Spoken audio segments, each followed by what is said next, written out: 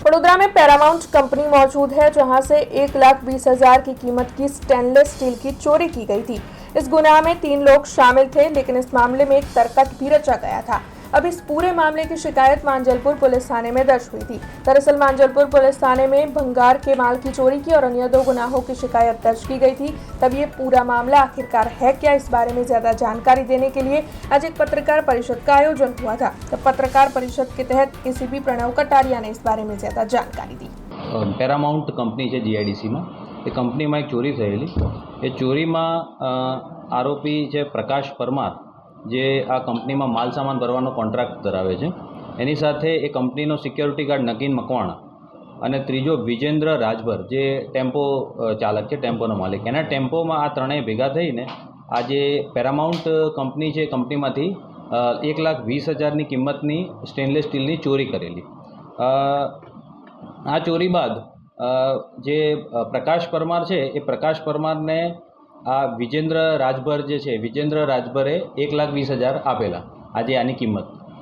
અને એ લોકો મહાદેવ કાંટો છે, એ જીઆઈડીસીમાં છે, ત્યાં કાંટા પાવતી મેળવેલી. અને ત્યારબાદ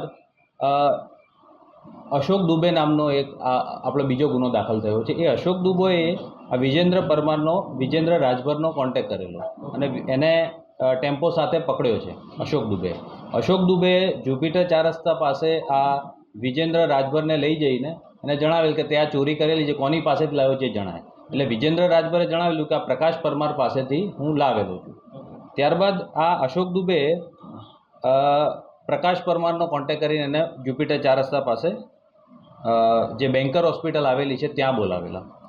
બેન્કર હોસ્પિટલ પાસે બોલાવીને પ્રકાશ પરમારને અશોક દુબે જણાવેલ કે તે આ ચોરી કરેલી છે, એ તારા કંપની માલિકોને બોલાય અને 10 લાખ રૂપિયા મને આપી દે, નહીં તો હું પોલીસમાં આની જાણ કરીશ.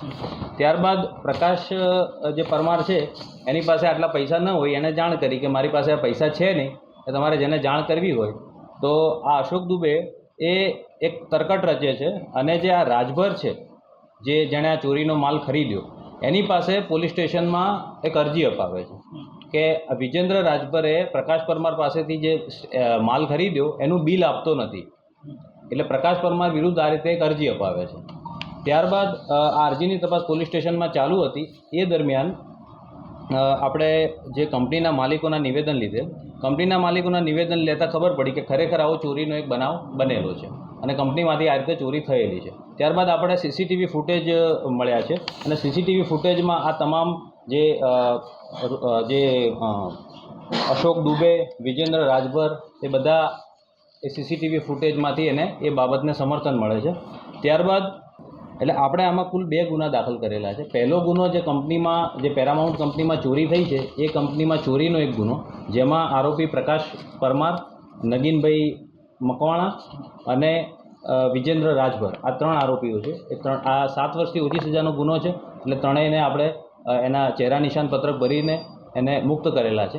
ત્યારબાદ બીજો જે ગુનો છે એની અંદર શૈલેષ પાટીલ, જયેશ પટેલ, વિજય ચૌહાણ અને અશોક દુબે, આ 4 આરોપીઓ છે, જેમાં બળજબરીથી કઢાવી લેવું અને ખંડણીના આ ગુના, જે સેકન્ડ ગુનો આપણે દાખલ કરેલો છે. हमसे जुड़े रहने के लिए हमारे YouTube चैनल को सब्सक्राइब करें और नई वीडियो की नोटिफिकेशन के लिए बेल आइकॉन को दबाएं।